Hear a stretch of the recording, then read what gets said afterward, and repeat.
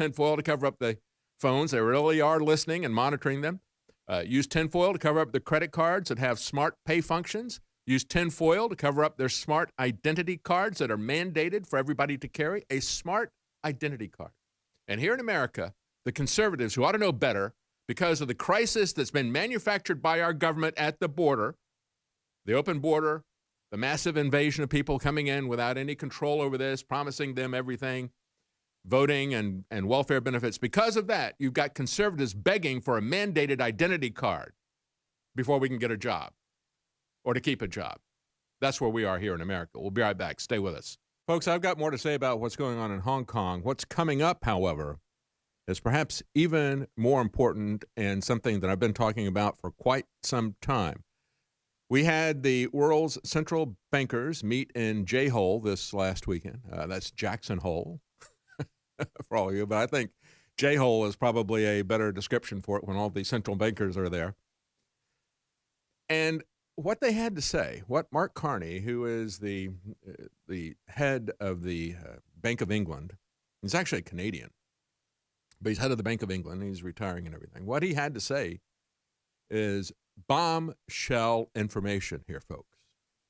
Because not only is he talking about the end of the U.S. dollar as a world reserve currency, but what he has to say about what will replace it is stunning. And I'm going to give you that information coming up.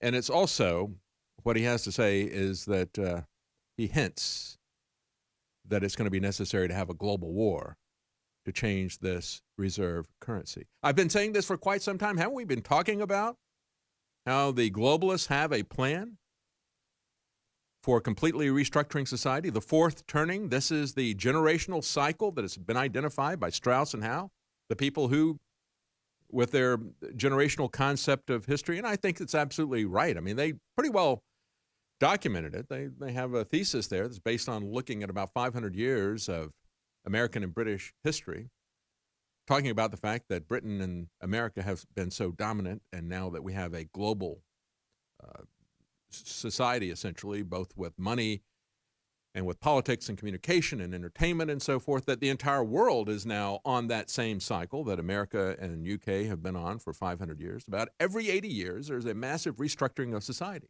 You have 4 generations, about 20 years apart.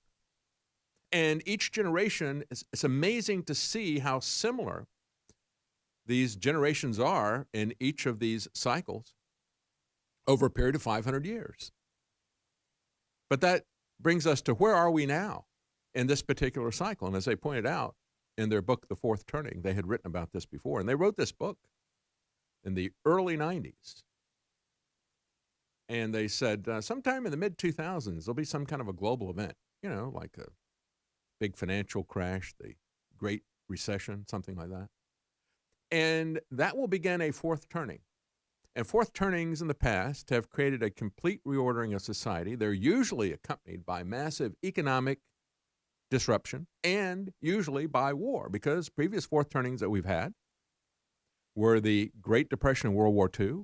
Prior to that, the American Civil War. Prior to that, the American Revolution, and on, going back for 500 years. And so you understand that we are in the process of something that they expect to be completed by 2029, 2030. That's why the UN and all these people with their Agenda 21, their agenda for concentrating people into the cities in the 21st century, that was the UN agenda. They got more specific about it. They called it the UN 2030 agenda for sustainability, of course. But they have a very definite time frame that they see this happening. That's why they're escalating everything. That's why they no longer care that you don't see the man behind the curtains pulling the levers. They are now doing that openly because they've got a deadline to meet here. And they realize that there are forces at play here that they have to get control of and to utilize. And that's exactly what Mark Carney was saying at J-Hole. I'm going to get into that in a moment. But let's take a look at the society that they are bringing into us, because you can now see that in China. You can see it in Hong Kong. They've implemented a great deal of it in China. It began years ago with a great firewall, making sure that they shut down communication on social media. So that's one of the first things that happens. If you invade a country, what do? Oh, one of the first things you want to do is you want to take down their infrastructure, their communication infrastructure. You want to leave them deaf and blind so they don't know where you're coming at them from, right? And that's exactly what is happening right now in America. The banning of any free, independent media, any alternative media, and what you're able to see, hear, and speak about in the digital public square. They want all of us blind and deaf so we don't see what's coming. And like any other military attack, they know that they have to control not only the communication of the enemy, but they also have to control the movement of the enemy and their ability to shoot back. Hence, we have the war on cars, the war on private transportation, the war on the Second Amendment, and firearms. They know exactly what they're doing. And they know that in the next 10 years or so, they expect that there's going to be a massive restructuring of the economy and society, and it may be accompanied by war. And they want to make sure that they control your communications, your movement, and your guns, because it's not just going to be a metaphorical war. So as these people in Hong Kong are saying, we feel unsafe. That's why we have to speak back, wearing a hat, reflective dark glasses, and a black scarf over his face to avoid government surveillance. That's our future.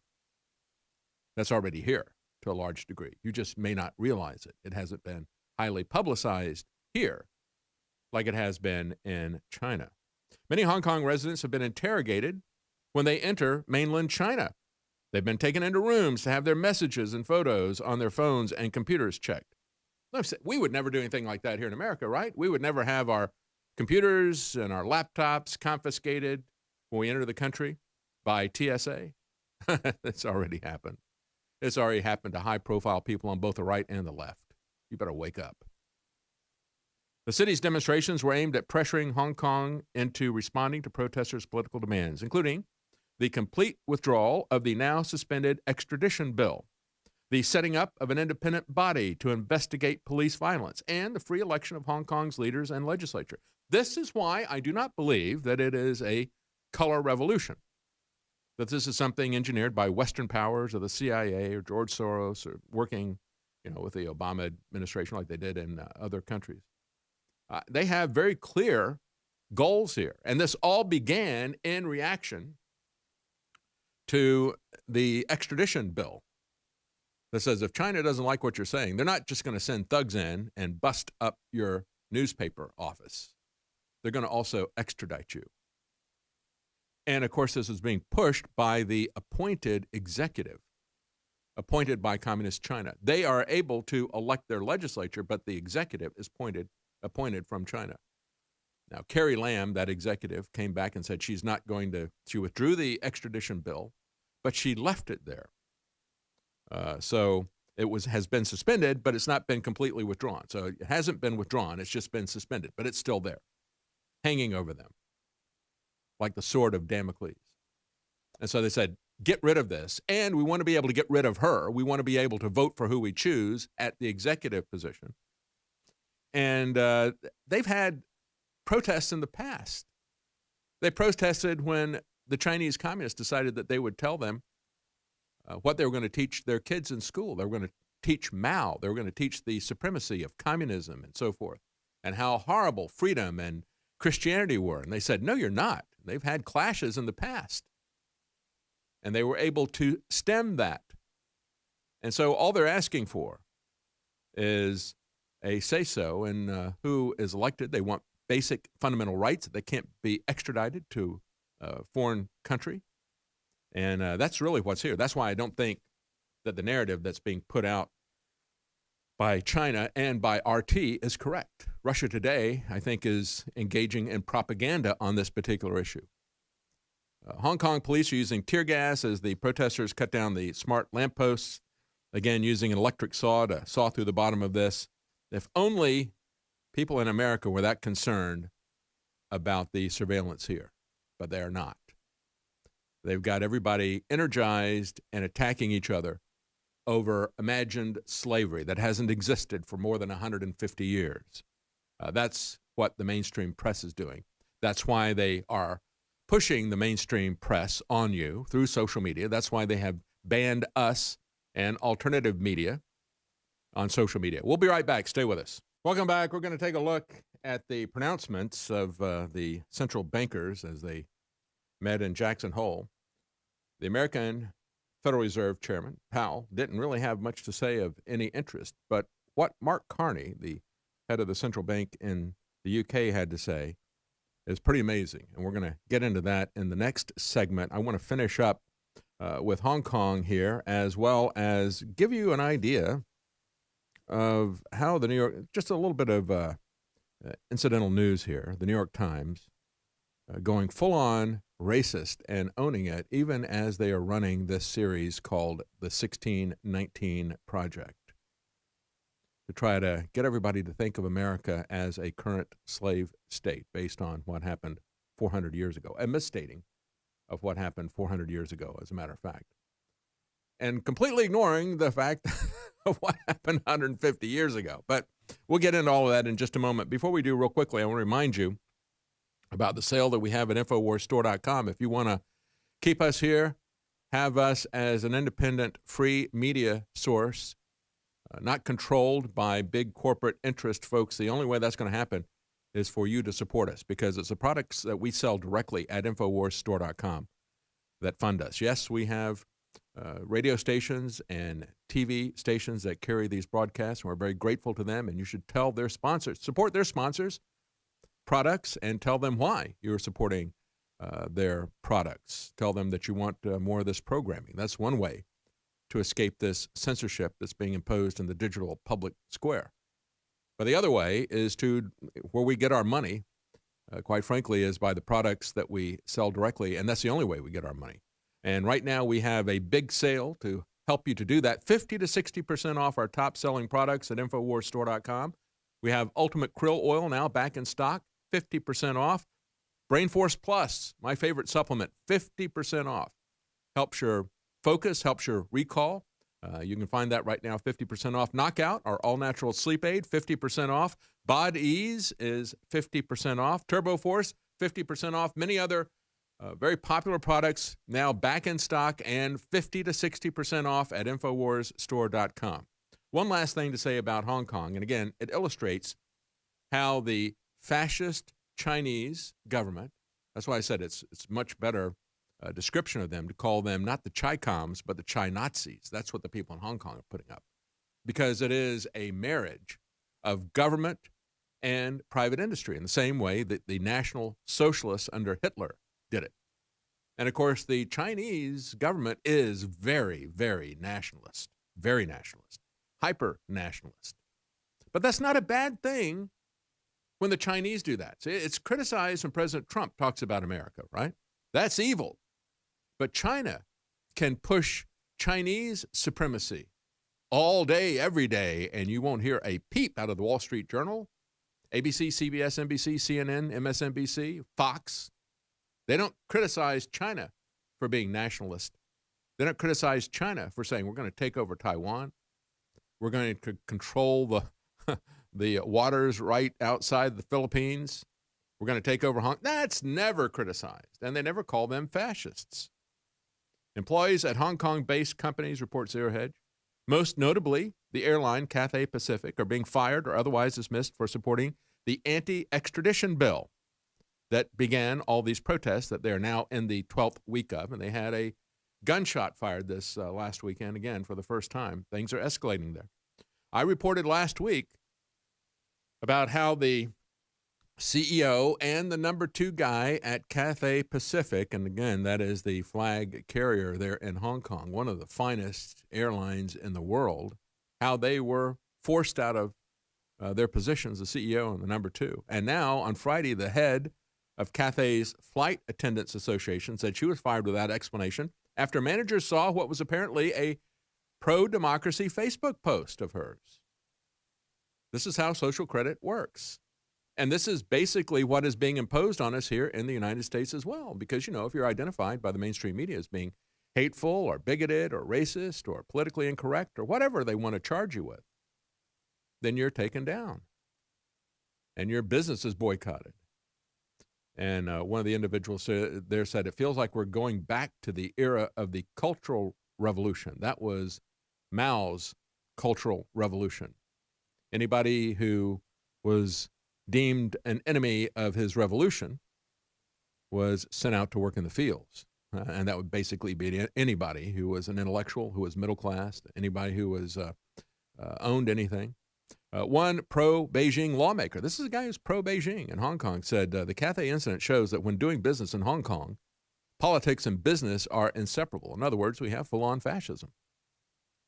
Speaking about the resignation of the former Cathay Pacific CEO, Rupert Hogg, one person said, "This is the most appalling kowtow to Peking," said David Webb, a Hong Kong activist investor. He said, "Every substantial employer in Hong Kong, in both the public and the private sectors, has employees who have participated in marches that have frequently gone beyond their approval, spatial, or time limits. So should all CEOs therefore resign?"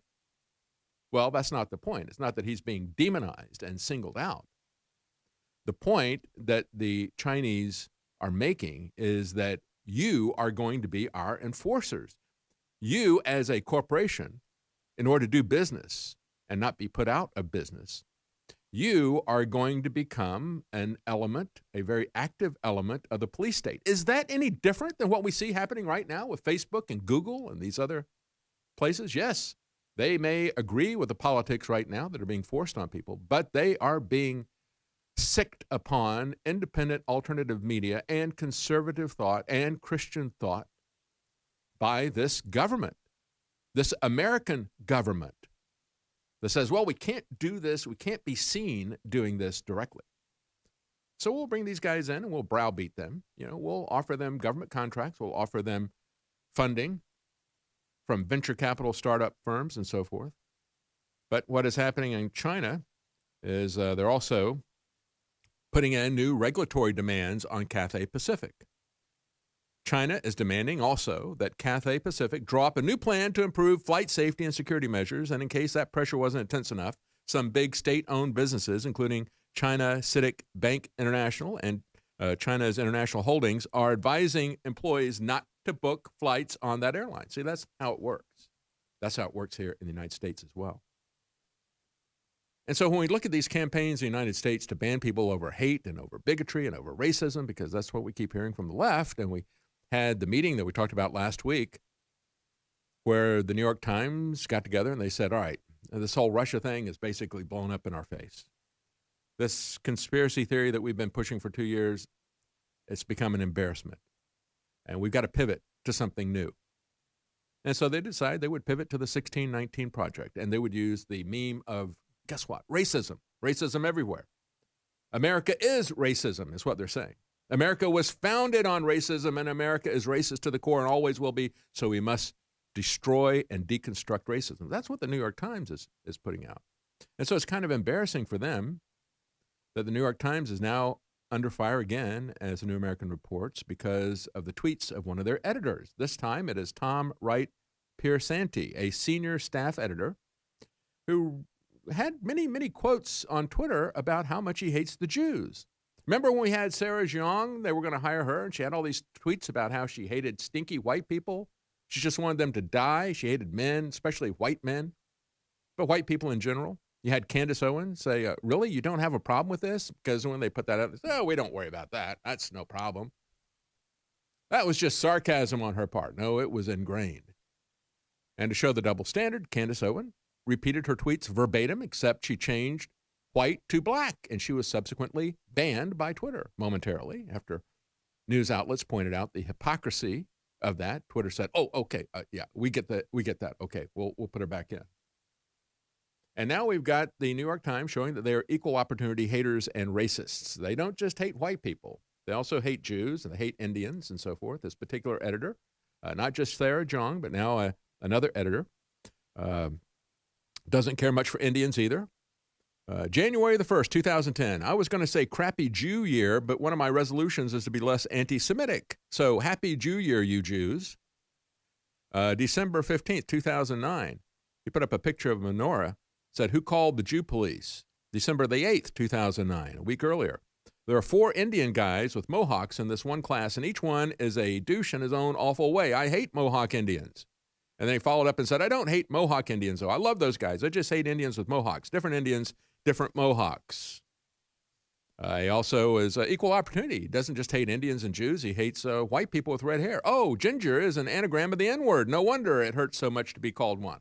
But it's okay, because the New York Times doesn't care about that. We'll be right back. Stay with us. Welcome back. I just read you the comments from yet another editor at the New York Times.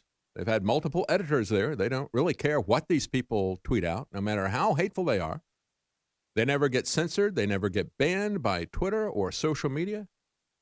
And if you push back against them, against their racism, again, this particular individual, tweeting out very hateful, racist stuff against, of course, white people, yes, but also against Jews and Indians and so forth. But nothing to see there. As a matter of fact, they push back very hard about this. You've got the publisher, A.G. Sulzberger at New York Times, put out a lengthy statement Sunday afternoon to the newsroom staff, pushing back against this stuff, saying, we will not be intimidated or silenced by people who point out our racism.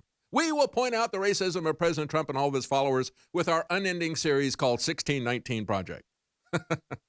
That's essentially what he said. We will not be, quote, intimidated or silenced by allies of Trump who expose embarrassing past comments. Yeah, these comments expose where these people are. Not only that, but I mean, it's not just Serge Young, this new guy, and the other comments they had there, but they had completely shut down all political cartoons because they had a whole series of anti-Semitic cartoons that looked like they were produced in 1930s Nazi Germany. It was so bad, they just said, all right, we're just not going to do political cartoons anymore. Are you satisfied? They're seeking to harass and embarrass anyone affiliated with the leading news organizations. Oh, poor things. Poor things. Poor things. Has the New York Times been censored anywhere? No. They're still being promoted. They're still identified as the most trustworthy news source anywhere. You know, they get the check marks from Microsoft's NewsGuard. They get the premier placement by Apple and Google and all these other people. They're asking tough questions and they're bringing uncomfortable truths to light, he said. Yeah, the uncomfortable prejudice and bigotry of these New York Times editors is what's coming to light. But nevertheless, they double down on their Project 1619. And then we have Occasional Cortex taking on the Electoral College. She says, and listen to this, she says the Electoral College, first she said it was a scam. Now she says that it is affirmative action for rural Americans. And I'm like, oh, wait a minute. I thought the Democrats liked affirmative action. Oh, but it's bad if it's for white people, right? She said, I see that Fox News is big mad about abolishing the Electoral College. And she went on to say that this is a concept that it provides, quote unquote, fairness to rural Americans.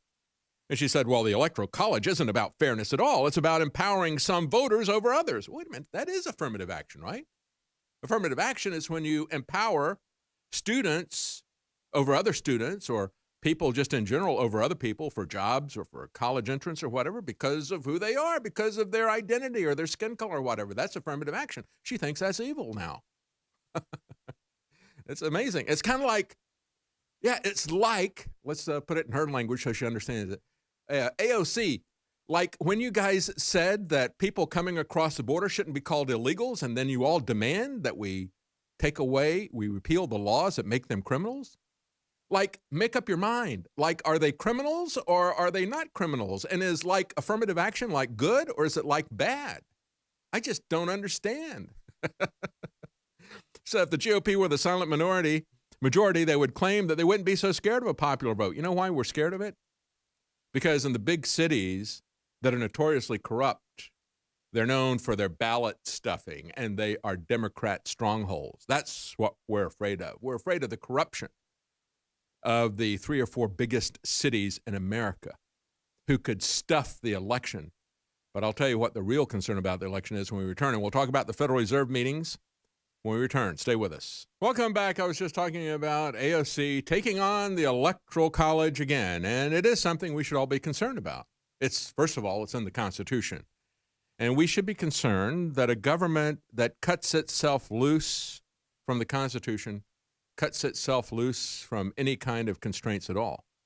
Do you really want to see raw, unrestrained power centralized to a pinpoint in Washington, D.C.? That is the absolute nightmare of the founders of this country. They did everything that they could in the structure of the Constitution to prevent that from happening, and yet over the decades, over the centuries, we have removed all of those checks and balances. The public has been gaslighted into ignorance by the government schools to not understand the purpose of the Constitution, the purpose of the Bill of Rights, the restrictions there, to understand what your individual liberties are.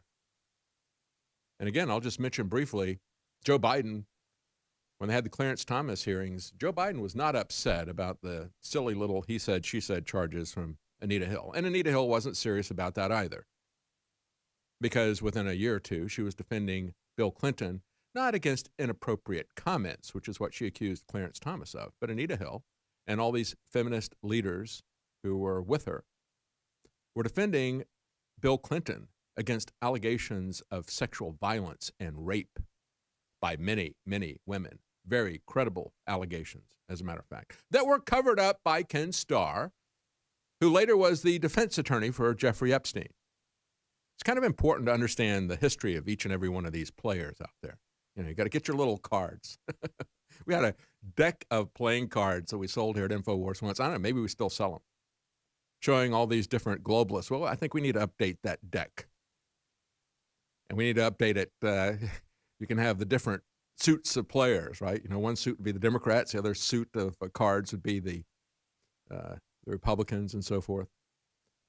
But anyway, we're going to talk about what's coming up with the bankers in just a moment. But I want to finish with this electoral college stuff since I brought it up. And we should be concerned about the electoral college. But folks, this story out of Yahoo News about the virtual caucus that the DNC wanted to do, they're looking at this and saying, we just got hacked. Not again. And it wasn't the Russians, was it? Do the Russians really care about listening in on whoever it is? Anybody could, quite frankly, do it. And we can talk about Russian hacking. They'll never stop talking about that. We could talk about the Electoral College. We could talk about the primaries. We could talk about the actual election and the voting. None of that stuff matters, quite frankly, if you're going to have electronic voting. All the talk about foreign interference in our elections, all the stuff about whether or not we're going to have electoral college, how is that going to be worked? Are they going to go around the Constitution and so forth?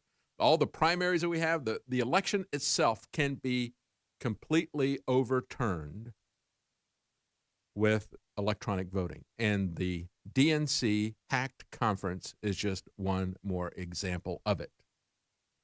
The Democratic National Committee has raised substantial cybersecurity concerns over virtual caucusing. See, this is just going to be their caucusing, part of the primary process, potentially dooming the effort just 5 months before Iowa begins its process of choosing a presidential nominee. See, in the past, people would actually have to get out of their houses, get off of their couches, put down their phones, and physically travel to a place where they would see other people in a room, person to person.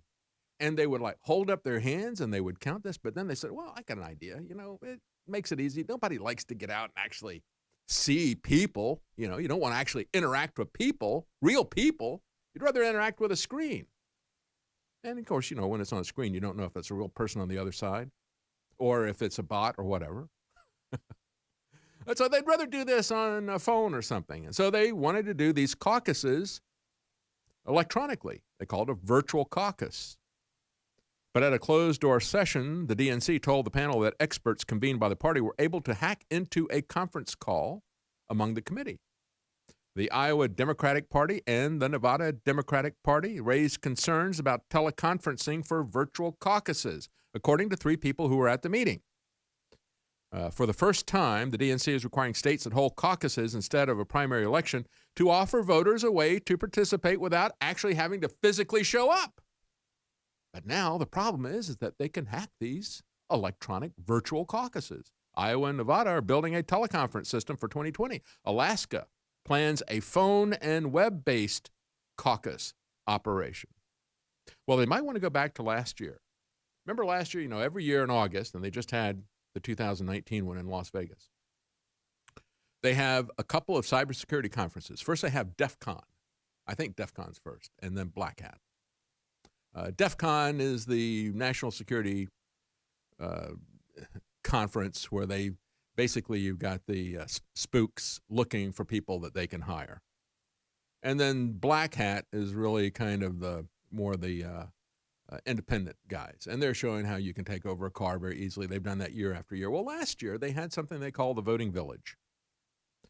And if you remember, and I've reported on this when it happened, and I've mentioned it several times since, and it's worth mentioning again in this context, they had several young children. I think the oldest ones were like 16. They went down to like 9 or 10 years old. And they said, we're going to take the websites of 13 battleground states. We're going to take their Board of Election websites and their replicas, actually, not the actual website, so they can't get in trouble. But they made exact replicas of these websites. And they gave these kids computer terminals and said, well, how long is it going to take them to hack into these state boards of elections websites? And again, there were 13 battleground states. They set it up exactly like their the actual websites. Well, the fastest one was done by an 11-year-old girl. 11-year-old girl. In 10 minutes, she was able to hack into the State Board of Elections website. And then what they did was they cycled it around, give the other kids a chance, and, they could all get in within 10 to 15 minutes, any of these sites. And they did that. They said, we've got kids doing this because we want to show you that this is literally child's play to get into these state boards of elections and to manipulate the vote totals. Now, to make matters worse, we have Microsoft, which has NewsGuard. They're going to put a check mark next to the New York Times, no matter how racist, no matter how hateful they are, and no matter how much they work on a 1619 project of conspiracy racism. They're still the gold standard, according to NewsGuard, run by Microsoft. And then Microsoft, with funding from DARPA, the military-industrial complex, the deep state that has spent 2 years to try to overthrow President Trump's election in 2016. DARPA, $10 million to a company under the umbrella of Microsoft to create something they call Election Guard. Election Guard is going to be the operating system that's going to make all this electronic voting secure for our next election. Except that it'll be Microsoft and DARPA who will be counting the votes. So when you want to talk about all this foreign interference and Russian hacking, which, by the way, didn't happen, William Binney, former global technical head of the NSA for decades, did his own experiment, and he confirmed what WikiLeaks and the people there who have never lied to us said. It was an internal whistleblower. This was handed over on a thumb drive. It could not have been hacked, according to William Binney and other technical experts. But you're concerned about foreign interference in the election? You should be. You should be. It didn't happen in 2016, but you should be concerned about that. You should be concerned about how the Democrats want to go around the Electoral College, because then they'll be able to, with just a few jurisdictions where they can control the voting very easily, especially if it's electronic voting machines. I mean, Chicago and New York have been legendary for having people caught with voting machines in their trunk. They can do it a lot more easily now and a lot more surreptitiously. And they can use things like Election Guard to do it. So do you think any of this primary election stuff matters at all if we've got electronic voting? I don't. I don't think any of it matters if we allow this to go on electronically. And now even the DNC is worried about their virtual caucuses. Yeah, they should be. We'll be right back. Stay with us. Welcome back. We had the central bankers of the world meeting in Jackson Hole over the weekend. And now we have the elected leaders of the G7 meeting in a city in France I've never heard of. It almost looks like a bizarre Ritz. I don't know how you pronounce it. Biarritz? I don't know. It is like a bizarre Ritz hotel that all these people are at. That meeting of the G7 that everybody's going to focus on, that basically, friends, is the Punch and Judy show distraction. When the central bankers get together and meet privately and nobody covers it, that's where the real decisions about the economic future of all of us are being made. Because who controls our economy? Do we have an economy that is controlled by the marketplace or by the government? And I would ask you, if it's the government, who controls it? Does the president control it? The president is railing about interest rates, and the Federal Reserve president says, go pound sand or whatever, right? Powell. And so I think that the people in control really are the private Federal Reserve Central Bank, not the president. In the same way that when you look at government policy, is it really the president and Congress, our elected representatives, who control things? Or is the president overruled by the judicial branch, especially the Supreme Court? They are our Politburo. They make political policy. The Supreme Court makes political policy. The laws are not made by our elected representatives in Congress. The laws are made by our unelected, permanently entrenched bureaucrats who write rules. And what's even worse is that they pretend that rules are somehow different than laws that are written by our elected representatives. If it's a rule, then you don't have the protections that you would if you violate a law. They say, well, it's just a rule that you violated. So you have no presumption of innocence. It all began with the IRS doing that, but now every agency does that. Well, you don't have any presumption of innocence when you deal with the IRS or with the FDA or with the FCC or any of these other regulatory agencies. The FAA, they were going to say, well, if we see you with an unregistered drone, you can't prove that you registered this drone, we'll just hit you with a $25,000 fine because you don't have any protection against excessive fines either, right? None of that stuff. Presumption of innocence, due process, protection against excessive punishment and fines, none of that stuff applies because they say, well, this isn't a law, it's a rule. So Congress has been replaced by a bureaucracy.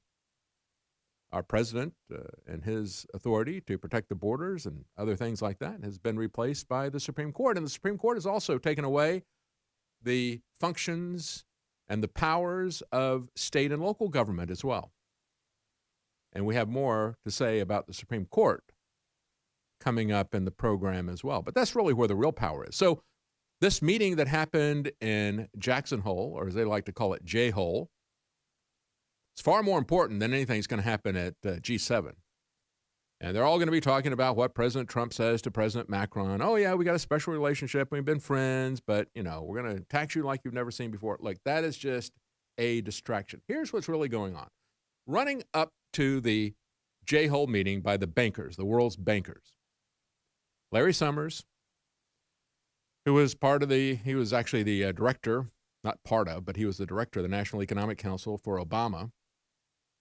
He goes on to Twitter, as Zero Hedge says, to dispel any myths about the omnipotence of central planners and to confirm that there's nothing that anyone can do to save the world from doom. He said, coming into Jackson Hole, he did this before the meeting, economists are grappling with a major issue. Can central banking as we know it be the primary tool of macroeconomic stabilization in the industrial world over the next decade? And he says, well, I don't think there is. There's little room for interest cuts, he said. In every U.S. recession since the 1970s, the Fed funds rate was cut by greater than 500 basis points and so forth. They're in the situation where they're getting negative interest rates. Who is it that will pay to loan money to the federal government? I ask you. Can I get a credit card with a negative interest rate on it? Where do I get that? Where do I get a credit card that instead of them charging me usury rates, I mean, that's the thing that really bothers me that got brought in under Jimmy Carter. There used to be prohibitions against banks charging more than 10%. Now credit cards especially, 25% or more, 40% on some of these credit card loans. That is a crime. That is really mafia loan sharking that is now authorized for the banks, especially when you look at the fact that when they had usury laws that prohibited more than 10% interest being charged, it was not uncommon for the banks to be paying 3, 4, 5, 6% interest rate. They had a spread of about only 5 or 6 points there between what they paid to savers on their accounts and what they were legally allowed to pay people. Now they've got and have had interest rates that are between 0 and 1% for a long time, and they've been able to charge people 25 to 40% interest rates. How do we get that 1% of the 1% of the 1% so wealthy? Gee, I can't imagine how that happened. It must be capitalism, huh? Yeah, must be capitalism to blame. No, we need to put the usury laws back in. We need to put Glass-Steagall back in, but we've got even bigger problems than that, folks. We've got the Federal Reserve. We got big banks. If President Trump, as I said before, I wish he would be less disagreeable, but that he would disagree more, that he would try to get out of the Federal Reserve box that we've all been put into. Instead of complaining about the Federal Reserve chairman not doing what he wants to do, why doesn't President Trump take on the structure of the Federal Reserve itself and point out to everybody that we have a private organization that is dictating not only monetary policy, but dictating the terms of the economy to the country? It's not just the interest rates. There's so many other things that they do as well. They control the money supply and so many different things. And so they essentially control our economy. They create boom and bust cycles, and they continue to do it. They created the last boom and bust cycle. Ben Bernanke said that they created the Great Depression. He said, sorry, we won't do it again. And then they did the Great Recession. So it isn't the Federal Reserve chairman that needs to be attacked. It's the Federal Reserve itself. And that is one of the fundamental flaws with the Trump administration and President Trump's tactics. He focuses on the individuals. He attacks them in public, but he doesn't attack the corrupt institutions. He doesn't try to reform the problems. We've got systemic problems in the FBI and the CIA and the NSA and the FISA court that have been there for decades. And J. Edgar Hoover ran the FBI like his own little secret police. That's what previous presidents said. Truman said that. Nixon said that. But President Trump only personalizes it to whatever corrupt individual is there at the time and leaves the institution alone as if it's some good thing, and the same thing is a problem with the Federal Reserve. So I'm going to tell you what was said at the Federal Reserve by Mark Carney. He has a shocking, radical proposal to replace the U.S. dollar, and I'll tell you what he wants to replace it with when we come back. Stay with us. Welcome back. We had the world's central bankers meeting in Jackson Hole, and with the back and forth between President Trump and Federal Reserve Chairman Jerome Powell, everybody was eagerly anticipating what Powell was going to say, and basically he said nothing. However, Zero Hedge and a couple of publications are very amazed at what Mark Carney said. Mark Carney, who is Canadian, and I think he was there with the Canadian Central Bank. He is the outgoing Bank of England chair of their central bank. And as they put it, it is a shocking, radical proposal urging to replace the U.S. dollar with a Libra-like reserve currency. Remember Libra? Remember when I talked about that before it was even announced? This is the cryptocurrency being pushed by Mark Zuckerberg. He wants it to be a global reserve currency. He said, we will value it based on a basket of currencies. But buried in the white paper where he did the proposal was a big carrot, a big olive leaf, and a big incentive to the government to say, what we can do is we can provide you with a global ID for everybody. Know your customer. The banking rules that were put in place a couple of decades ago, where the government turned every single banking transaction into an opportunity to collect information about you and your banking habits and your activity habits, part of the geospatial intelligence network that has now become a part of everything that we do electronically, online, or any kind of banking transactions. Know your customer. Make sure you know who these people are. And report to us anything that you think might be suspicious. See something, say something. That's been there a long time in the banking industry. And who else could do this better than Mark Zuckerberg? Who knows you better than Facebook? Facebook, where you tell them everything about yourself. Just imagine if you were to combine all the information that Mark Zuckerberg has about you that you've willingly given up for free on Facebook, if he were to combine all of that information with all of your financial information, put those two things together and send that to the government, Imagine how they could control you. Wouldn't that be great? That's the carrot that he's holding out there because, again, he has to get approval from various governments to come on board with this, a lot of central banks and so forth. That's the obstacle that he's got to get over. Now, what Mark Carney was saying, as Zero Hedge points out, it's clearly shocking as it suggests that the central banks are quietly accepting cryptocurrencies. Well, we've had a lot of the biggest banks. We had Jamie Dimon, J.P. Morgan. Remember how he railed against Bitcoin? And he mocked it and dismissed it and so forth. And then it was revealed that he was quietly working on his own cryptocurrency. They all are. They all are.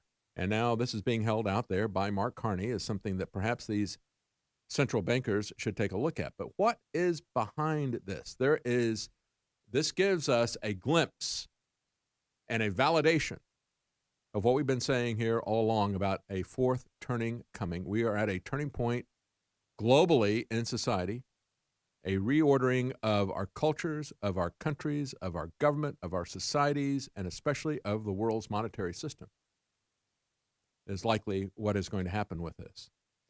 He did, as they point out on Zero Hedge, what many have speculated all along, indicating that a currency that they could create against the current fiat global currency, the American dollar, they could use that new currency to devalue that fiat money in hopes of sparking fiat hyperinflation and then inflate away record amounts of fiat debt. See, if they could create hyperinflation, of course, hyperinflation is exactly what would be created if they abandon the American dollar. So if you don't have the American dollar as the world's reserve currency, then it becomes important that we're just running the printing presses because then we become another Venezuela or another Zimbabwe or another Weimar Republic. If there's nothing there, and basically we've been running a con game on the basis of having the world's reserve currency. Saudi Arabia has been helping us with this, but it's come at a big price in terms of the United States becoming something of a servant to the Saudis. But Carney, as I point out on Zero Hedge, sounded like nothing less than an Austrian school economist who admits that the existing neoliberal Keynesian system has collapsed. He said, in the longer term, we need to change the game. When change comes, he said, it shouldn't be to swap one currency hegemon for another. He says it's going to be, one could say that it's game over for the fiat system, which now even establishment members admit will need to devalue against something that is outside of this fiat system. And so they're going to need to go to something like a cryptocurrency like Libra or something like that, or stable coins like Libra, or perhaps gold. Which one will it be? As Zero Hedge points out, there's hardly been a more appropriate time for such a proposal. We got trade wars, now the threat of currency wars, upending multilateral cooperation. The bankers are now trapped in low and negative interest rate world. And we have the threat of the modern monetary theory, MMT. I like to call it the magic monetary theory, which has just been embraced by the Democrat and Republican leaders in the House and in the Senate. We have Mitch McConnell, we have Nancy Pelosi, Chuck Schumer, and President Trump has also jumped into it. Kevin McCarthy on the House side, Republican on the House side. President Trump, all of them just said, we don't really care about deficit spending. For the next 2 years, let's just forget about it. Happy days are here again. And we can all party like it's 1930.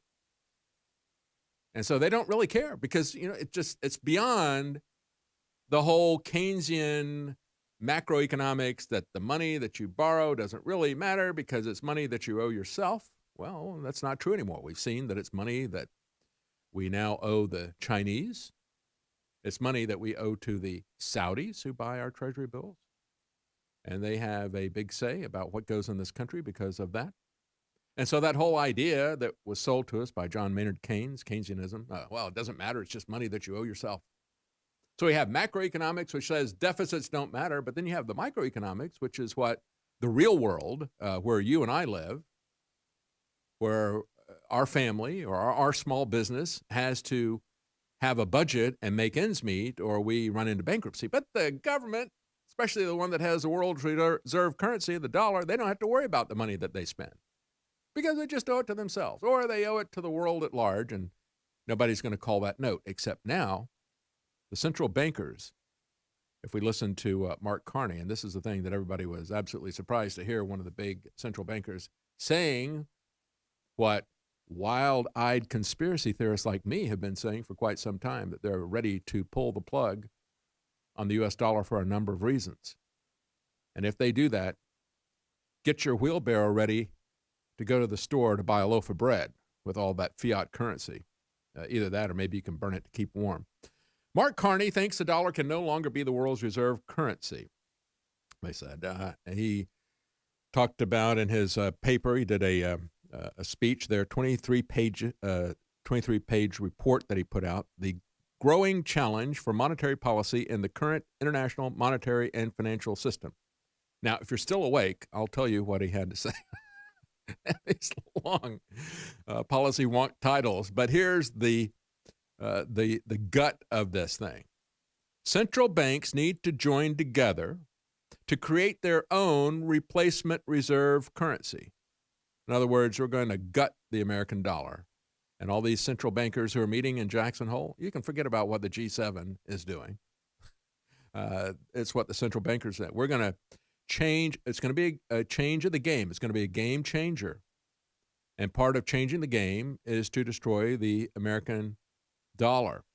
And then they're going to replace it with a reserve currency, possibly something like a stable coin like Libra, some kind of synthetic hegemonic currency, as they like to refer to it.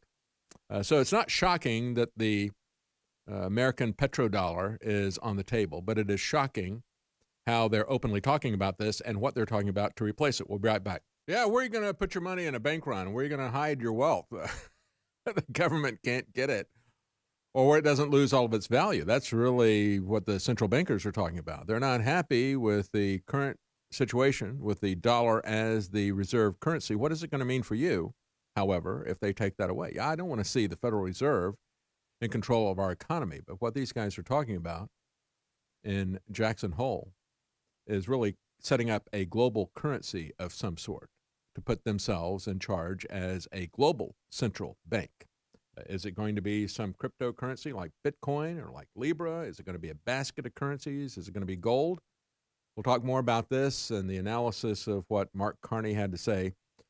Jerome Powell's speech that everybody was looking for had absolutely no content in it, but everybody is talking about what Mark Carney, the outgoing head of the British central bank, the Bank of England, has to say about this. Before we do, real quickly, I just want to remind you about the products we have to preserve your health. You know, if you don't have your health, it doesn't really matter if you've got any money, right? And if you don't have your free speech, it doesn't really matter what happens to these people decide, because you're not going to know anything about it. This is not going to be reported by Fox News, by CNN, and others. They're going to be focused on the G7. And that is merely a distraction from what the real power is. The real power is what these bankers, these private bankers, can do to the economy. And whether they're going to go into competition with Mark Zuckerberg, or they're going to use him and his network, can they find some way to accommodate that?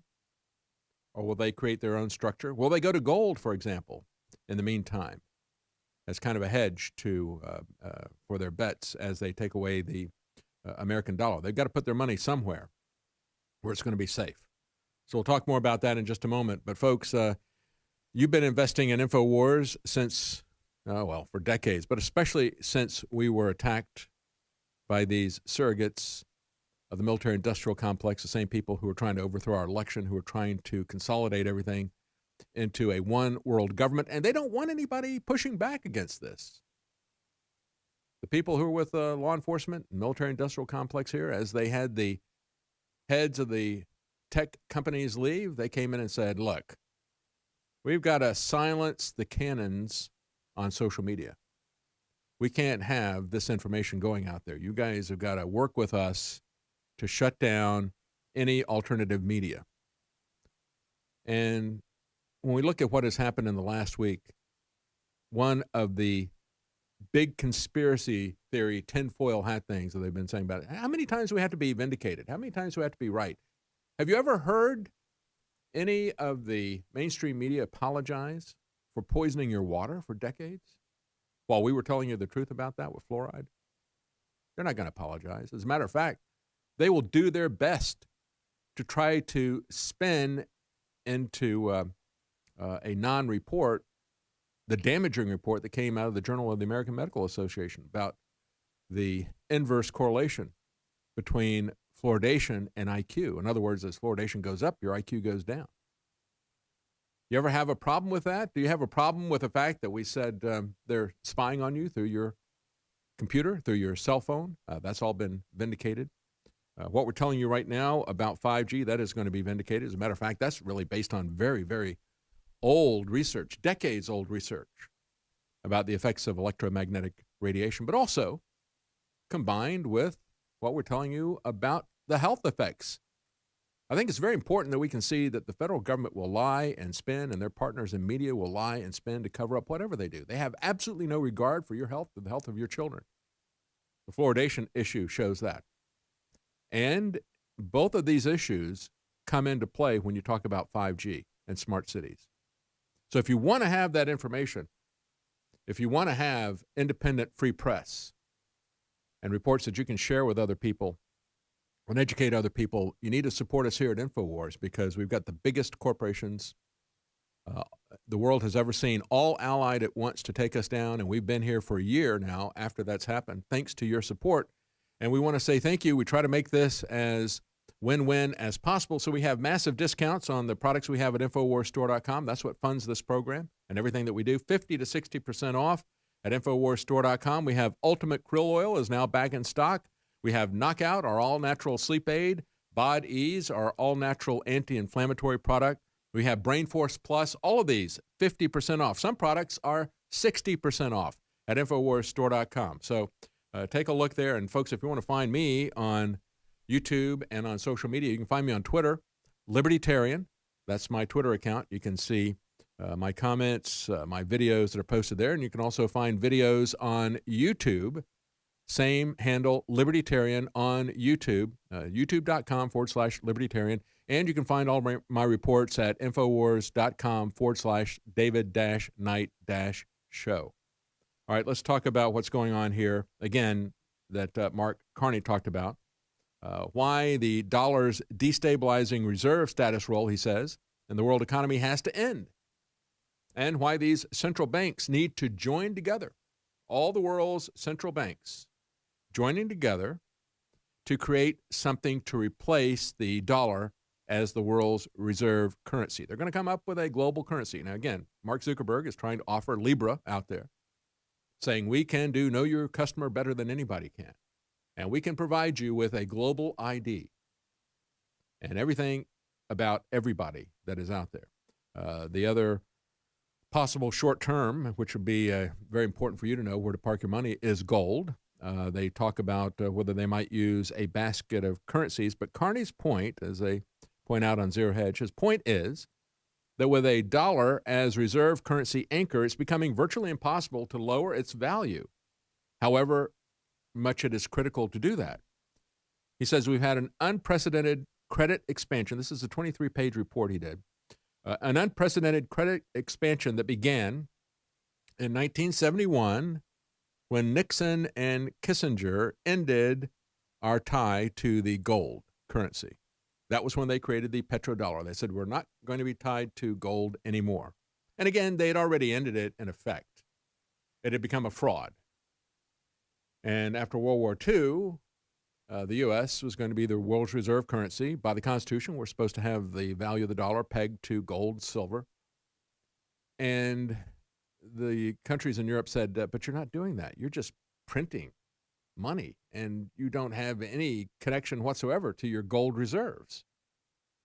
And so at that point, Nixon and Kissinger said, all right, fine, forget gold. We're just going to let it float freely. And it will become the world's reserve currency because it's going to be what we value the exchange of energy in, which is oil. And we're going to get that propped up with Saudi Arabia. Saudi Arabia said, yeah, we're going to prop up the American dollar. We'll buy all of your treasury bills, and in return, you're going to do us some favors. That, by the way, you know, when you look at these negative interest rates and you ask, who in the world would pay to lend money to governments? Well, if you ask that question, then you don't understand what the basis of the petrodollar is. Governments will do it. Big corporations will do it. Individuals who are very wealthy and powerful will do it because there are favors to be handed out when you subsidize these fiat currencies. And so now the loans themselves have become worthless fiat instruments if they are negative interest rates. But you got people that are going to willingly do that because that is an unbelievable return on investment when you look at what they get out of it as part of this quid pro quo.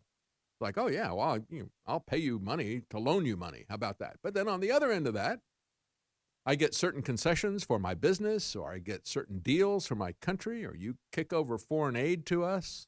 And there's any number of ways that they can get a payout that is many, many, many, many times higher than what they could get if it was an honest upfront interest rate. So it's going to be a big sweetheart deal for the people who are putting in those negative interest rates. Carney said that getting rid of this the reserve status of the American dollar, as they point out in Zero Hedge, that's not something that surprises anybody because everybody could see that this is gradually coming.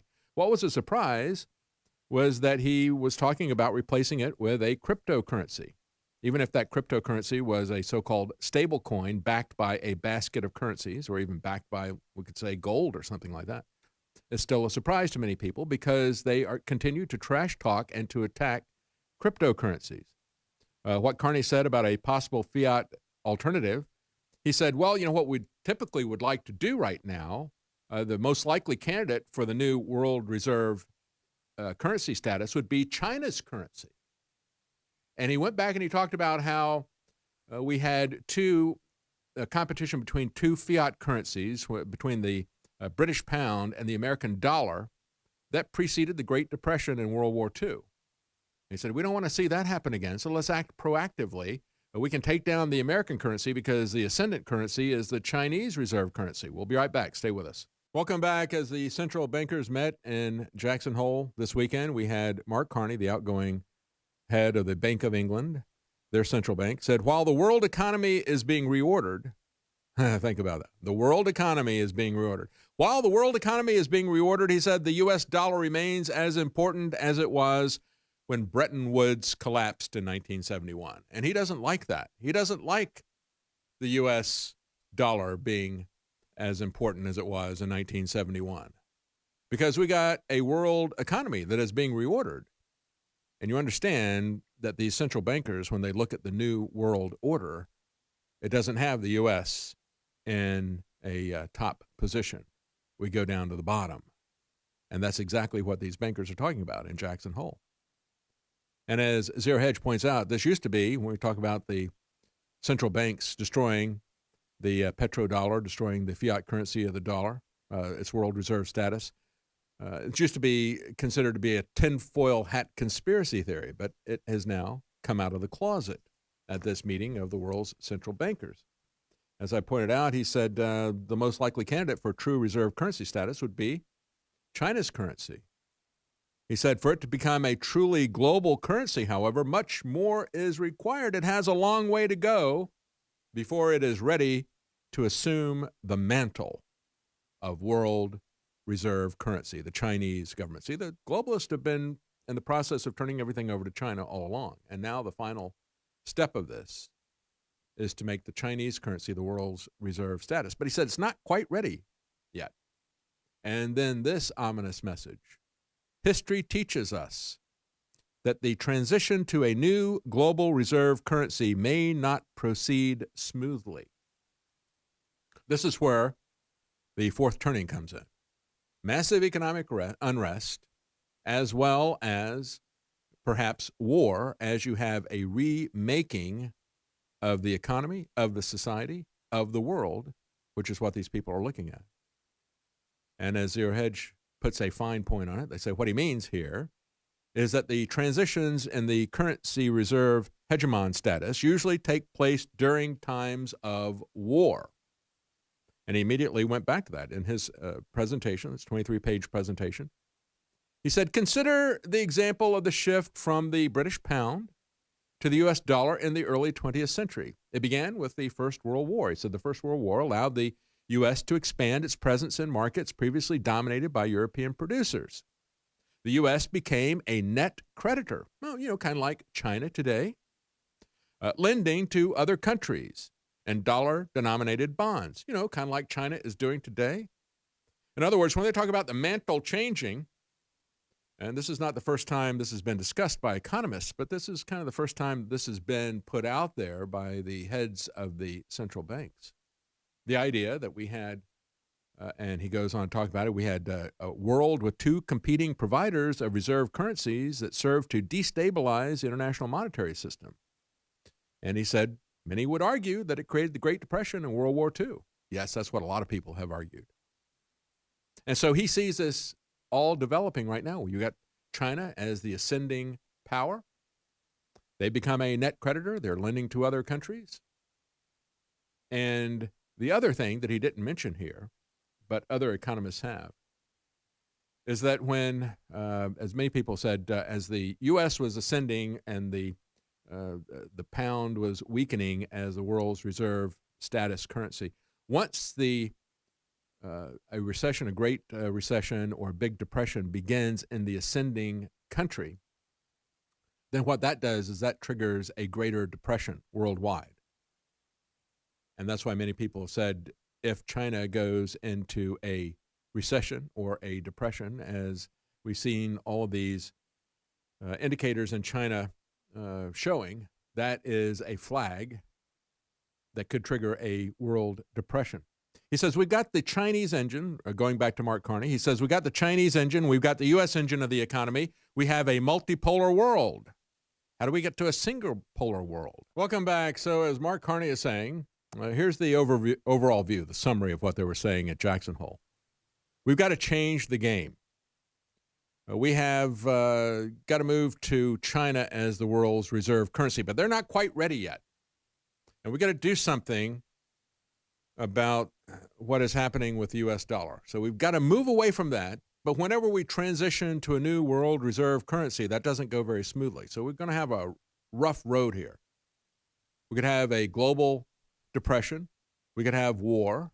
And he goes back and he talks about the historical precedents for that and how that's worked.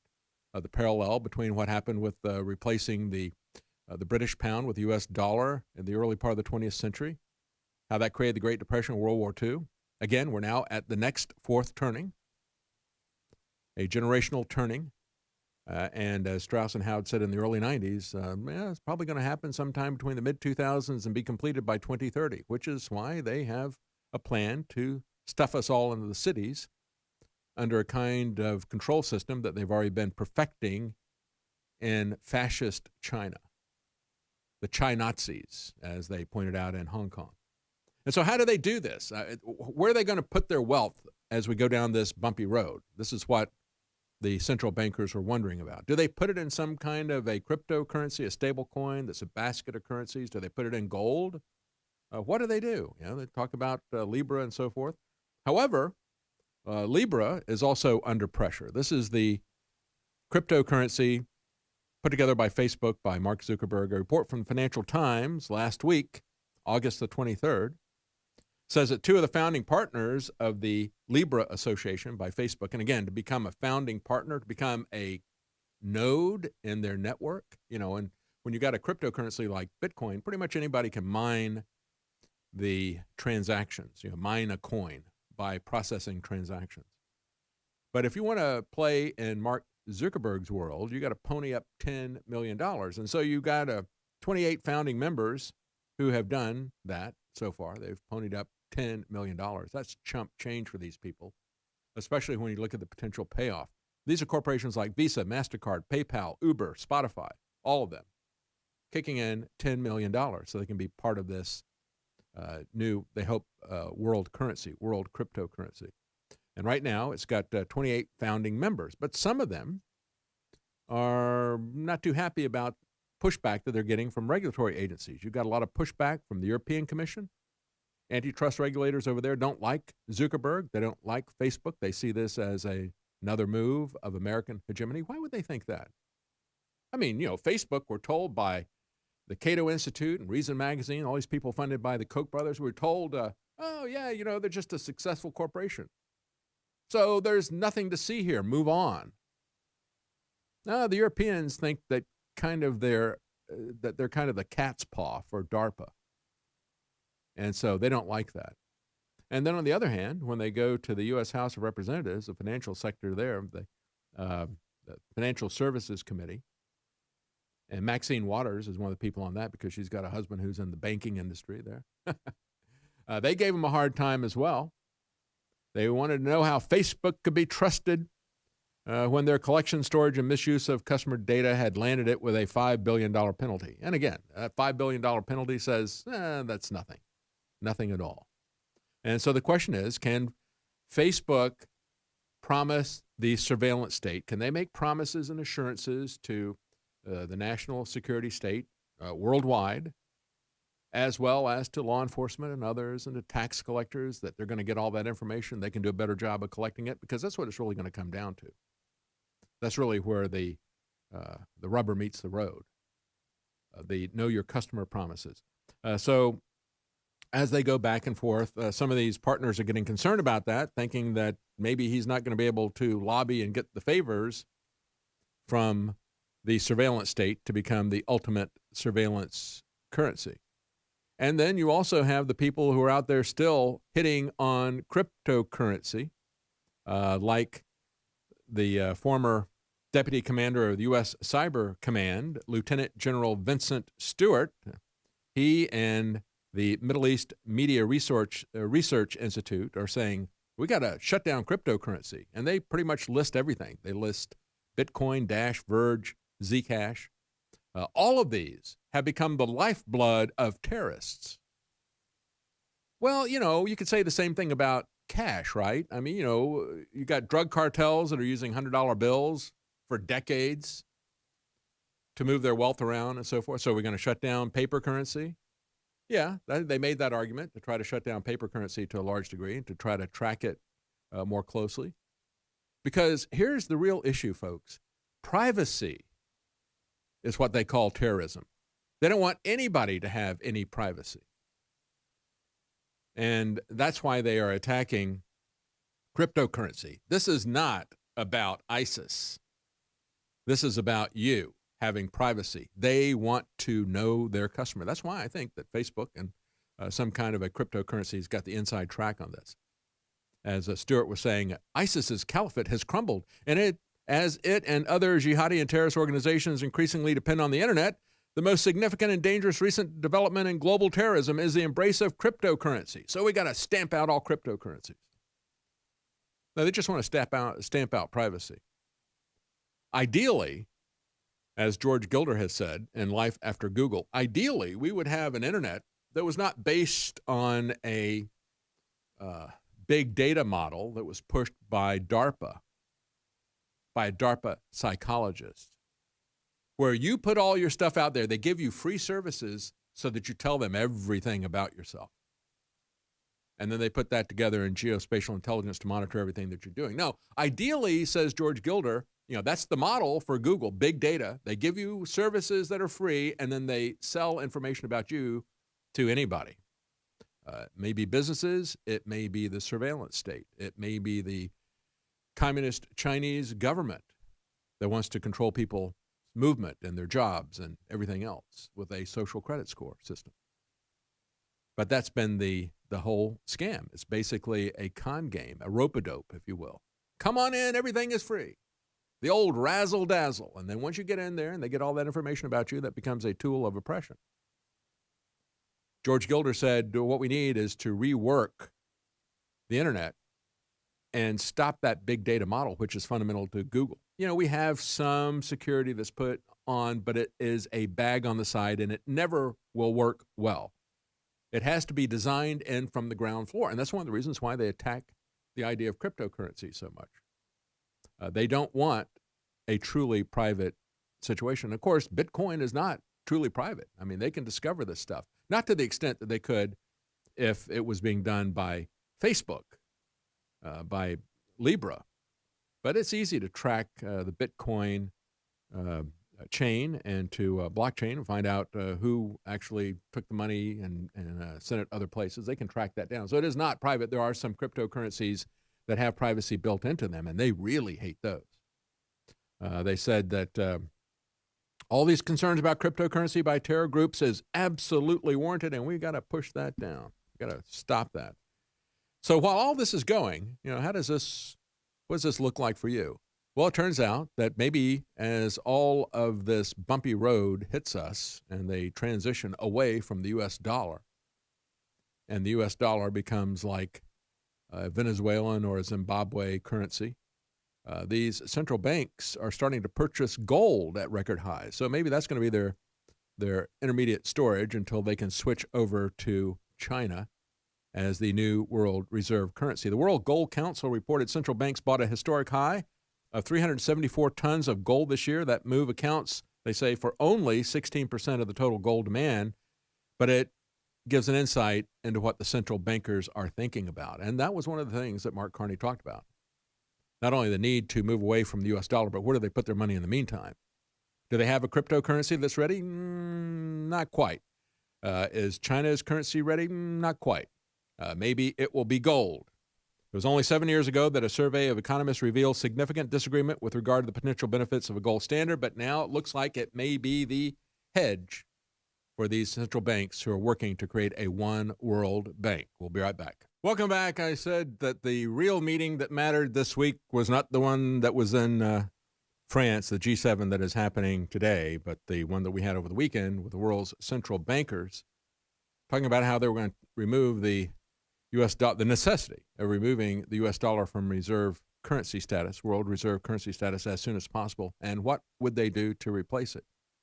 And also talking about how bumpy the road is going to get, both economically and in terms of war and peace. But at the same time, we so often focus on the elections, and one of the, we look at the presidential election, one of the key deciders in many people's minds is, if we have President Trump a Republican, the Supreme Court picks that they're going to put in there, that's going to make a big deal, big difference. And now we have, jumping into the 2020 election, more questions about Ruth Bader Ginsburg's health. I call her Darth Vader Ginsburg. But this report from CBS, play video clip number 8. Tumor was detected on Justice Ginsburg's pancreas during a routine blood test, and a biopsy at the end of July confirmed a localized malignant tumor. The Supreme Court said today that after a 3-week course of radiation therapy at a New York hospital, the justice tolerated treatment well, and no further treatment is needed at this time. Dr. David Agus, a CBS News medical contributor and cancer specialist, said aggressive surgery was not an option given her age and frail condition. The treatment was somewhat limited to just treating that lesion with radiation therapy. The hope is this will keep the cancer at bay. Is there a chance this could cure the disease? No question about it. Is it likely? Unfortunately not. The 86-year-old Ginsburg has battled cancer before. Last December, she had part of her lung removed after cancer was discovered, forcing her to miss a court session for the first time in 26 years. A decade ago, she was treated for pancreatic cancer. Ginsburg's health is a perpetual concern in Washington, given the court's narrow 5-4 conservative advantage. But she vows to serve as long as she's able. There was a senator, I think it was after the pancreatic cancer, who announced with great glee that I was going to be dead within 6 months. That senator, whose name I've forgotten, is now himself dead. And I am very much alive. Okay, well, when we look at this, again, pancreatic cancer usually is a death sentence for a very short period of time. And she's one of the few people that has survived that long. And yet, what we learn from this, as Gateway Pundit points out, the procedure that was referenced in the press release is a bile duct stent was placed. This was a statement that came out of her office. And as they point out, that is described usually as palliative care. Look at cancer.org. Palliative therapy for bile duct cancer. Palliative care is treatment that is used to control or to reduce symptoms caused by cancer, not meant to cure the cancer. As a matter of fact, they say if the cancer is blocking a bile duct, it can lead to infection and to liver cancer. If a bile duct cancer has spread too far to be removed by surgery, doctors may focus on palliative treatments. In other words, if it's spread too far to be removed by surgery, we can say in another way that it is inoperable cancer. Somebody who's had many recurrences of cancer, and now it is in a situation where the tumor is large enough to cause blockage of the bile duct, that they have to put a stent in. It indicates that she may very well be in the last stages. And as a matter of fact, in this article from Gateway Pundit, they point out in the early stage, bile duct cancer, a cure may be possible by removing the affected part of the bile duct and the gallbladder, usually some of the liver or pancreas. A cure is unlikely to be possible in more advanced cancer, but stenting, chemotherapy, and radiotherapy and surgery can help to relieve the symptoms. And as they finally point out, lastly, given Ginsburg's tendency to imbibe alcohol during the daytime, one may suspect that she has some form of dependency, and that may be manifesting itself in these liver issues as well as the pancreatic issues. But nevertheless, when we look at this, what does this mean? Why are we spending so much time looking at the health of one individual, one lady who is, 89? I don't know, I forget what her age is. But why is that one individual so important? I think that's the real story. And it is going to be an important part of the election. As Chris Wallace says, let's play video clip number 6. Supreme Court putting out the statement about Ruth Bader Ginsburg having been treated very recently for pancreatic cancer. She's survived cancer twice already. They think that they got it, but for obvious reasons, this is a pretty significant tremor here in Washington, D.C., the fact that this happened. Absolutely. Well, look, she's 85 years old. She has already survived one bout with pancreatic cancer, and most people, if you hear you have pancreatic cancer, that's it. She's had either one or two other cancers, and she fully intends to be on the court, and regardless of what you think of her I was going to say politics, her jurisprudence. It is her politics. You know, we all wish her a long, happy, healthy life. I will say this, though, and again, there's no reason not to think that she won't be on the court the first Monday in October. But if she were forced to step down, this would make the Kavanaugh hearing, the Gorsuch hearing, Clarence Thomas, it would make it look like a Tea Party. Well, that's absolutely true. But again, we need to ask why that is. I remember a couple of decades ago, and somebody from Switzerland said, most people in Switzerland could not tell you who the president of Switzerland is. And the reason for that is that he doesn't have that much influence on their lives. That's the way it ought to be here in America. Why do we hang on every tweet that President Trump does? Why do we hang on every health report of Darth Vader Ginsburg? And quite frankly, Ginsburg in the Supreme Court has far more to do with your life than President Trump, because anything that he says or tries to do, even if he is exercising constitutional authority, the judiciary, not just the Supreme Court, any federal judge can blackball that policy and stop it. That is the system that we have embraced voluntarily. We have voluntarily given up the Constitution. We have voluntarily given up our rights and the powers, the individual rights that we all have, and the powers that were reserved to the states under the 9th and 10th Amendment. The only exception I can think of in recent times is medical marijuana.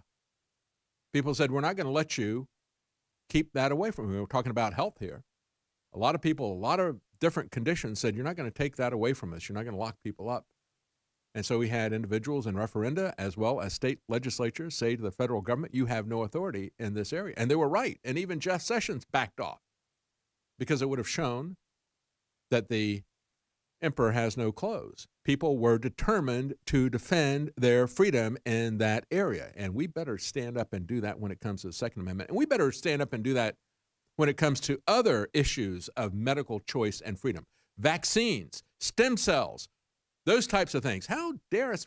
We're so focused on this aged Supreme Court justice. And the reason for that is because they have essentially become the American Politburo. They decide all policy. There is too much power there. That's why people are fighting over it so much. You want to know why there's so much money spent on these elections is because that's how you get rich anymore. You buy favors from Washington.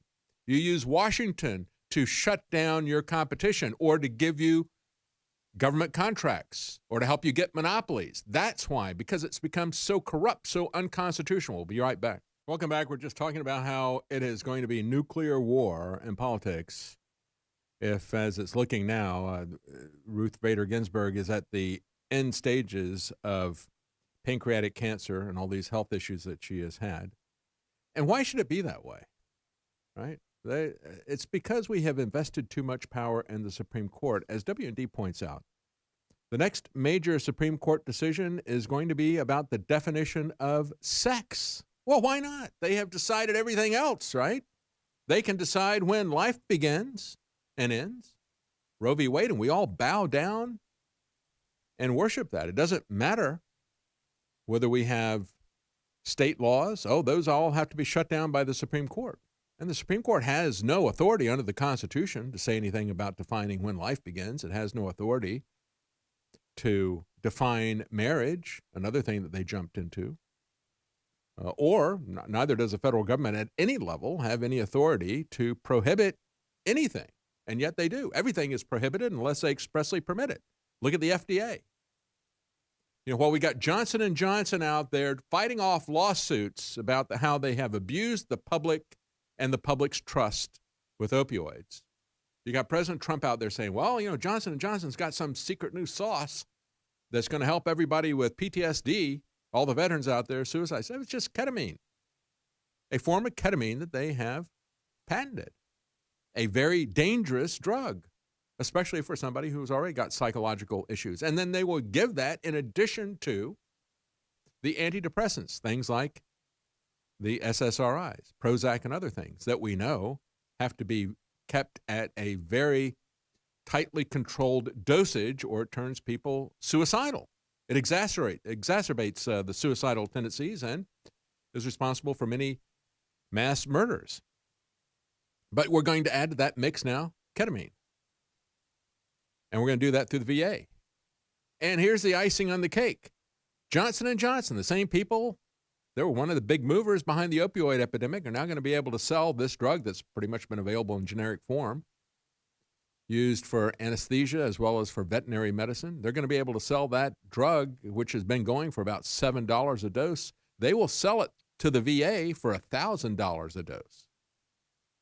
This is your federal government at work.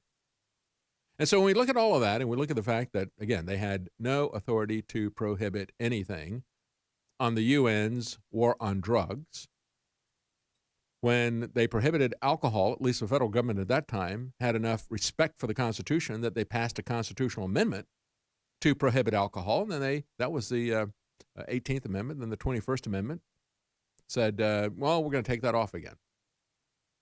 So you got two amendments there, to prohibit alcohol and then to make it legal again. Where is the amendment to prohibit marijuana or to make it legal? They don't care.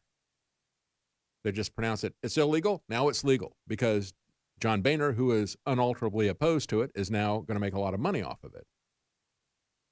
And so why is it that we let the federal government jump into these areas, but even more importantly, why we let the Supreme Court be the preeminent pinnacle of government? They can shut down every part of the federal government with their pronouncements, and they can shut down any and all state governments, we pretend. When are we going to take back our power from these people? Why should we be fighting over who's going to replace Ginsburg or anybody else who might die? I mean, tomorrow's not promised to anybody. We could have the youngest person on the Supreme Court get killed in an automobile accident tomorrow. But why do we fight so much over this power? Because we have too much power there. Just consider this new thing here, okay? After they created same-sex marriage, they defined marriage, and they overrode the objections of virtually every state, as far as I know. I don't think any state, I know it failed in California. They tried to create homosexual marriage in California, and even with all the money from Tim Cook and Apple Computer and all these, they still lost the referendum there. You had many states who had a state referendum. They had amended their state constitution. They had passed laws. Nothing that was done by anybody not the entire tradition of humanity. Because even in Greece, where homosexuality was rampant, they didn't have homosexual marriage. So the entirety of human history, all of the laws and referenda at the state level were just overturned by the Supreme Court. Yes, because they wanted to. That is wrong. We cannot allow them to do that. But having done that, and at the time you had Roberts say, this decision is totally unconnected to the Constitution, but they just do it anyway. Now they're going to determine the definition of sex, and by that I mean gender or identity. Can sex be defined in a subjective way, or is it biological and objective? Well, that's going to be decided by the Supreme Court. They should never have this kind of power. That's why everybody's going to fight so hard over any replacements. And if Ginsburg dies or has to leave, then you're going to have everybody fighting over this, because you've got a lot of Senate seats that are up, as well as the presidency. And everybody thinks, especially conservatives for some reason, think that we are going to have some control over the Supreme Court because we voted for a Republican president or a Republican Senate. Yeah, they can try to put somebody in there, but we don't have too good a track record. Every time the Democrats put somebody in the Supreme Court, they always toe the liberal line. But you have to understand that when the Republicans put somebody in, they get people like Kavanaugh who have been there forever. They're statists. It doesn't matter if they got an R after their name. They don't even come up for consideration unless they are a career statist, a career bureaucrat. That is why so many of these appointments that are done by Republicans go left in a very short period of time, because these people have a statist orientation. They don't care about the Constitution. They don't care about individual liberty. And so now we're going to have a situation where the Supreme Court will decide whether or not the 1964 Title VII discrimination law that stops discrimination based on sex, whether or not that'll include the concept of gender identity. Now, if it does, what you're going to do is you're going to create a conflict of rights, because it's going to be used to shut down people's First Amendment speech rights, as well as their free expression of their religion, in order to benefit people who have a mental affiliation with this, a subjective gender identity. Two lower federal courts have disagreed on whether the plain wording of the word sex should include sexual orientation. A third case has ruled that the law should include gender identity.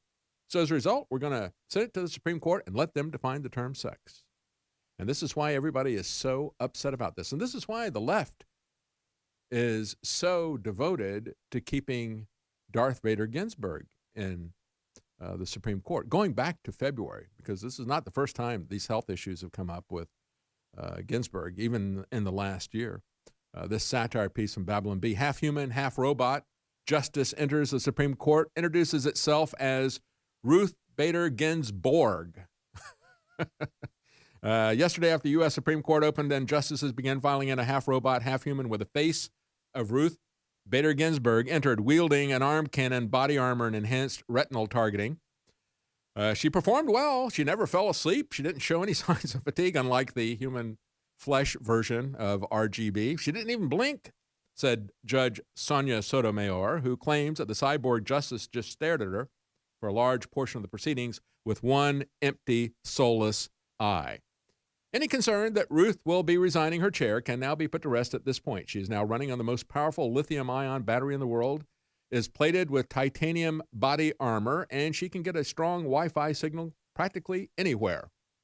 Yeah, is this going to be the future? Well, quite frankly, they've already talked about having robots and artificial intelligence replace the people. We've had the Democrats say, well, let's just pack the Supreme Court, and we're going to do that if they don't do what we say and destroy the Second Amendment.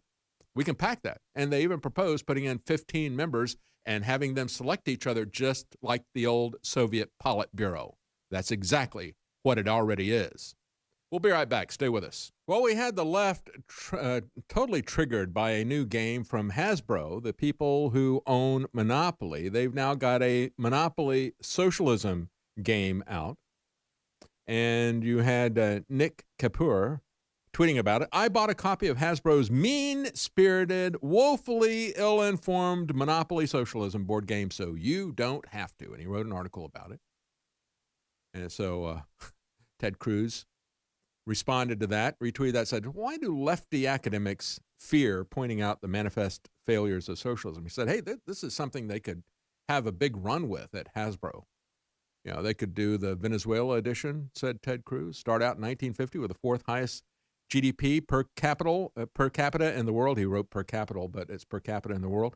Starving in the street with massive shortages in food and medicine by the time you end up the game. Or he said we could do the Cuba edition. I would suggest that for that, instead of having the little J.P. Morgan character, they could use a caricature of de Blasio. How about that? You know, because de Blasio honeymooned in Cuba. He violated U.S. sanction laws to go there. So why not have him there? As a matter of fact, people in New York are making fun of de Blasio. They've got posters up, missing posters, like a missing person. Maybe the next thing they'll do is put him on a milk carton there in New York. Unless it's like, maybe, is it still legal to buy milk in New York? I mean, it does come from cows. That's not politically correct, right? So they got these posters up, missing, last seen embarrassing himself in Iowa, New Hampshire, and South Carolina. And they have a poster of de Blasio. If seen, please tell him to immediately return to New York and to do the job that he was elected to do. And they put up his photo there along with his age, his height, his weight. They ask anyone who knows any information about this man's whereabouts to contact de Blasio for resident. They've got a Gmail account there for that. As one guy says, it seems like this country is full of people who either don't know who Bill de Blasio is or they wish they didn't know who Bill de Blasio is. And so, of course, I think maybe they could help with that at Hasbro. They could do a Cuba edition of Monopoly Socialism, and they could put his caricature picture there. Or maybe they could just use the missing poster that they've got there in New York. But Ted Cruz had some other ideas as well. He said we could do a Russia-USSR edition. They could use Bernie for that one. We could do an East Germany edition.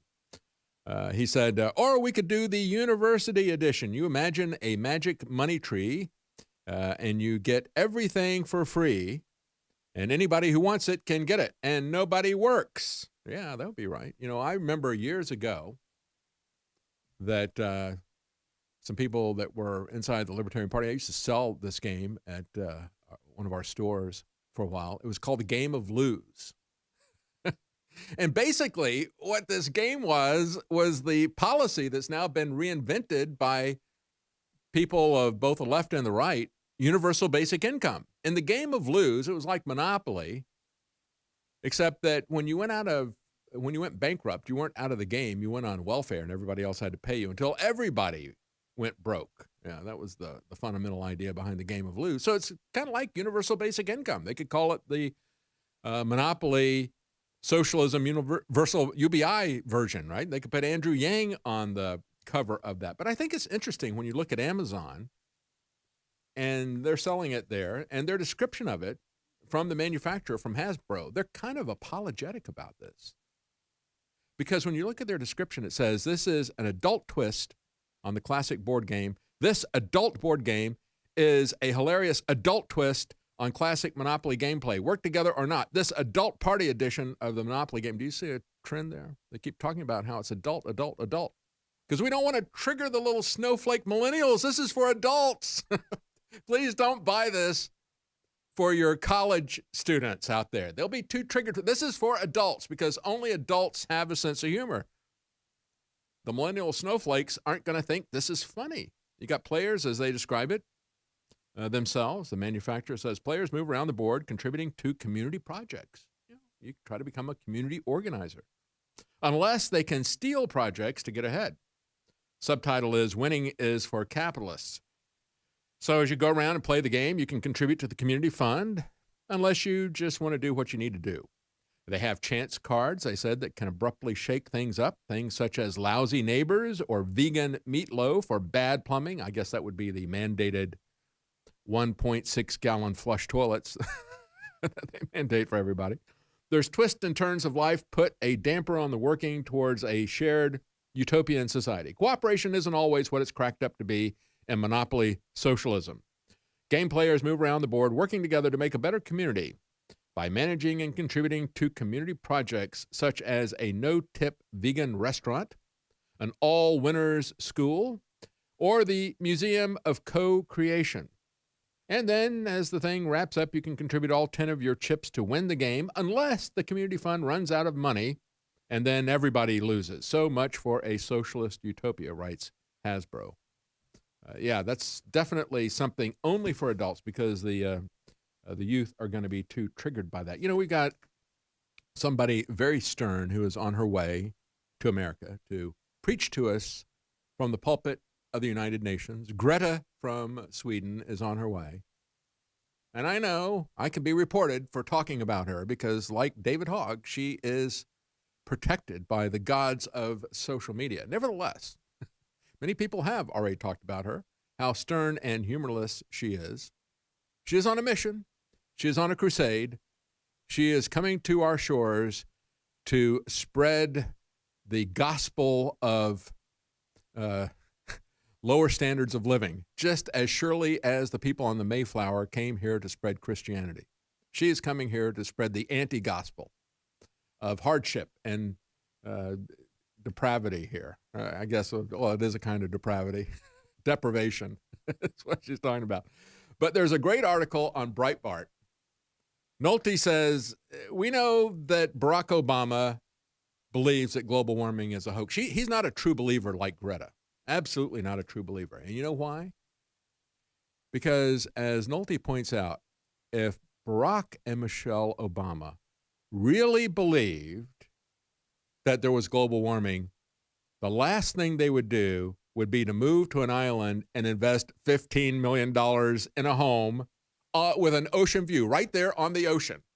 Yeah, these people would be heading to the hills, wouldn't they? I mean, they would be set, if they really believed all the dire consequences that they have brainwashed young people like Greta into believing, that they have no future, that this is all going to happen in a 12-year time frame and so forth. If they really, truly believe that, they would be heading for the hills. They would be setting up a Mount Ararat condo to ride out the flood.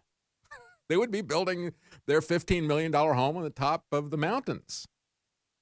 And as Nolte points out, here's a photo of the estate, all 7,000 square feet of the mansion and the surrounding property.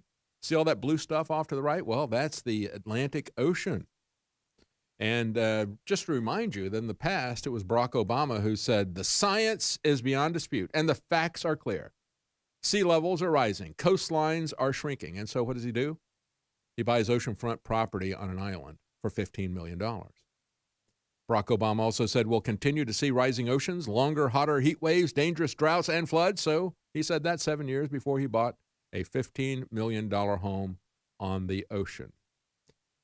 As he points out, they're literally investing $15 million betting that global warming is a hoax because he's only 58 years old.